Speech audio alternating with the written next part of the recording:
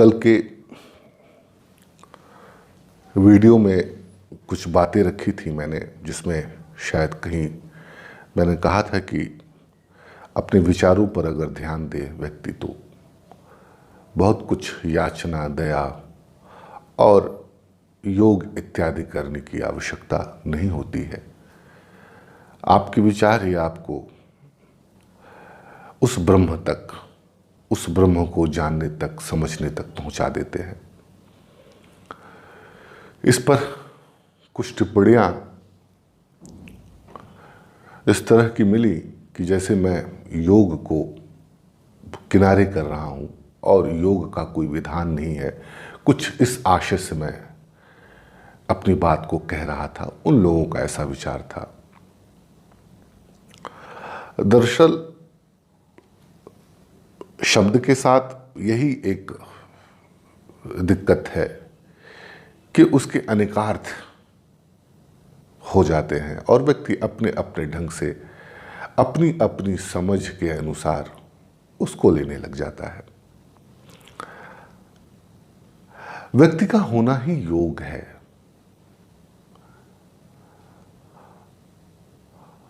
जिन भी परिस्थितियों में उसे जन्म मिला है, ये एक महायोग है। इसीलिए कहा गया है कि मनुष्य का शरीर पाना ही अपने आप में एक दुर्लभ बात है।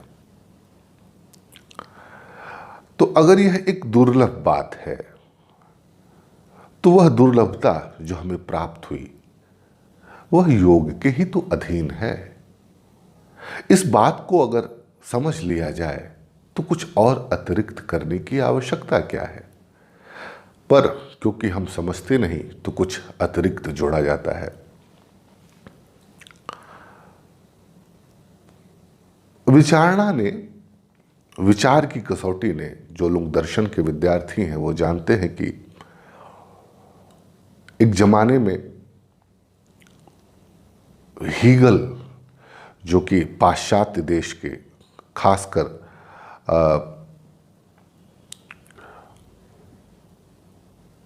17वीं 18वीं शताब्दी के आसपास हीगल ने पूरी दुनिया में एक नए विचारणा की प्रस्तुति दी और उन्होंने लॉजिकल ईश्वर की बात की। इसके अतिरिक्त उन्होंने सारे दर्शन को उस जमाने में किनारे कर दिया और लोगों को लॉजिकल थ्योरी के अनुसार यह समझने समझाने में बाध्य कर दिया कि जो ईश्वर है वह लॉजिकल है और हम उसके अधीन हैं, और अधीन होने के नाते हम एक कठपुतली हैं। हीगल के इस विचारणा ने पूरी दुनिया को एक दूसरी तरफ, एक दूसरी विचार की तरफ ले गए और वो अपने आप को दीनहीन समझने लगे। खासकर हीगल जिस देश के थे वह देश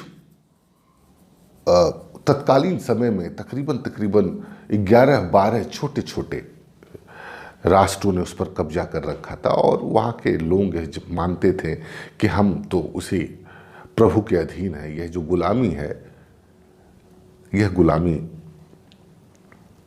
प्रभु के कारण, ईश्वर की इच्छा के कारण, जगत की इच्छा के कारण मिली हुई है।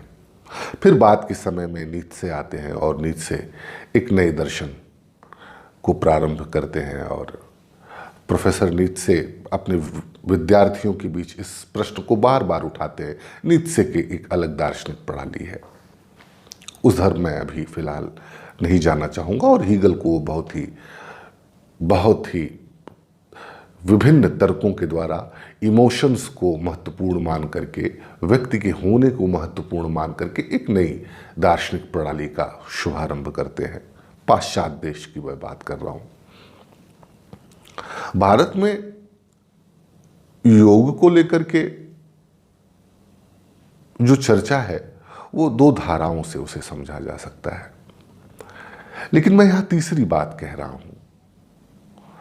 दो धाराएं या तो पतंजलि के हिसाब से समझी जाए या तो हठ योग के हिसाब से समझी जाए, पर तीसरी बात जो मैं कल कहना चाह रहा था वह यह था कि व्यक्ति का होना ही योग है। इस बात को समझ ले तो ब्रह्म को, निर्वाण को, मुक्ति को समझने में आसानी होगी। बहुत गहरे में पतंजलि को मानने वाले यह स्वीकार करते हैं कि चित्त से वृत्ति की यात्रा होती है। वृत्ति अर्थात काया, जहां हम कोई काम करते हैं। और हठयोगी यह मानते हैं कि वृत्ति से, काया से चित्त की शुद्धि होती है। तो यह तो बात ठीक है, दोनों रास्ते एक हैं, कोई सीधे से उल्टे आ रहा है, कोई उल्टे से सीधे जा रहा है।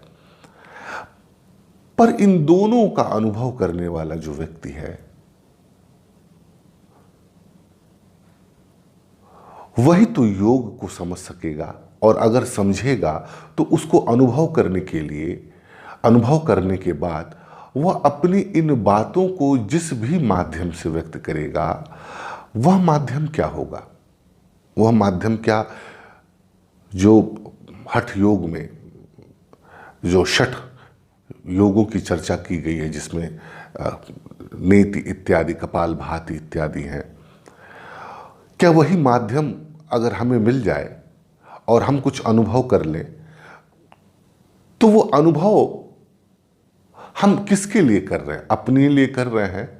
और अपने लिए अगर कर रहे हैं तो इस जगत में रहते हुए उसे व्यक्त करने की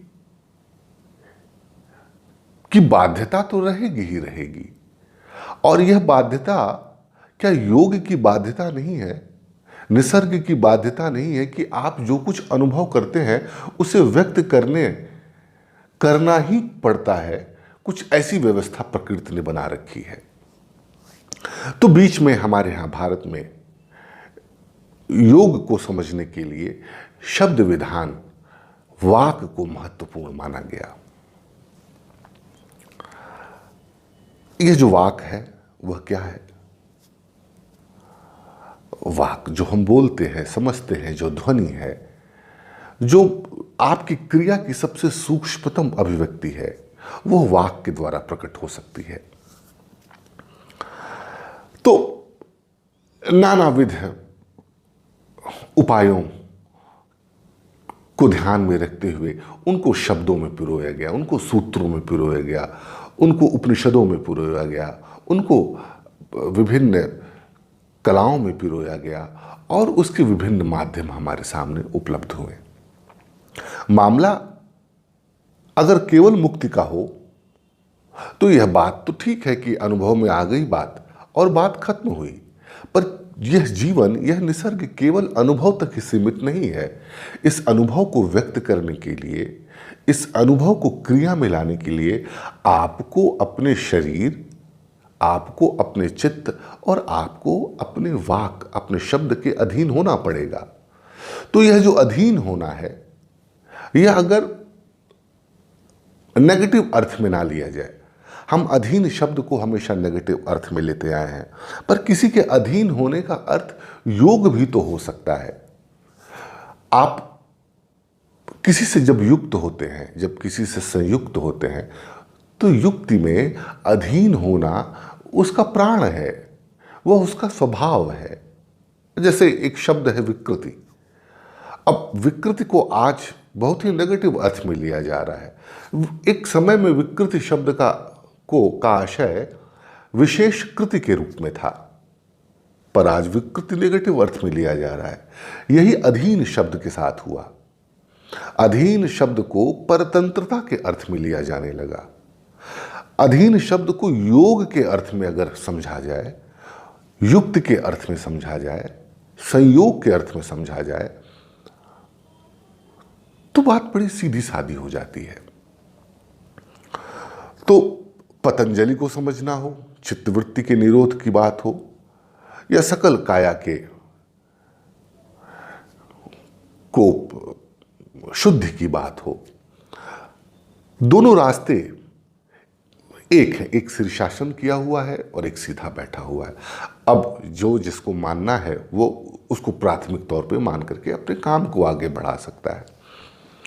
मैं ये कहना चाह रहा हूं कि व्यक्ति का होना इस निसर्ग के अधीन है, और अधीन होने का अर्थ परतंत्र नहीं है। अधीन होने का अर्थ स्वतंत्र है।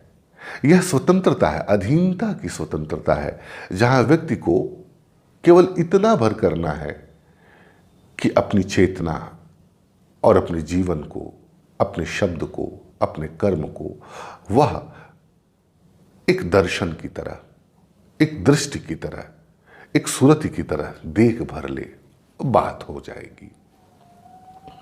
कोई मुक्त पुरुष पहलवान थोड़ी हो जाता है। जिसको निर्वाण मिला हुआ है, जिसको मोक्ष मिला हुआ है, वो कोई क्रिकेटर थोड़ी हो जाता है। और क्रिकेटर हो भी जाए तो इसमें प्रश्न उठाने की क्या आवश्यकता है। कोई मुक्त पुरुष अच्छा बावर्ची हो जाए, ये बातें हम लोगों ने एक धारणा के अंतर्गत बना रखी है कि कोई मुक्त पुरुष होगा तो वो विभिन्न यौगिक क्रियाओं को करता होगा, विभिन्न ध्यान धारणा इत्यादि को करता हुआ होगा। कुछ ऐसी चीजें हमारे दिमाग में बसी हुई हैं कि मुक्ति बिना उसके संभव ही नहीं है। मैं सिर्फ इतना कहना चाह रहा हूं कि यह उपाय हैं, जिन उपायों के माध्यम से एक नजदीक का रास्ता मुक्ति का मिल जाता है। पर ठीक एकदम सीधे साधे अवस्था में भी मुक्ति को समझा जा सकता है, मुक्ति को पाया जा सकता है, मुक्ति की तरफ बढ़ा जा सकता है। उसके लिए किसी याचना की, किसी प्रार्थना की आवश्यकता नहीं है। याचना और प्रार्थना तो दूसरे उपाय हैं। जब व्यक्ति अपनी सूरत नहीं पा पाता तो फिर वो याचना और प्रार्थना और योग और नियम, आसन, प्राणायाम, ध्यान इत्यादि की तरफ बढ़ता है। यह कोई खराब नहीं है, इसको समझना चाहिए। एक जीवन में व्यक्ति को जीवन मिला हुआ है तो इन आधारों को लेकर के ही वो बढ़ना चाहता है जो परंपरा ने उसे समझाया। सुंदर है, बढ़िया है, पर सहज भी कुछ है।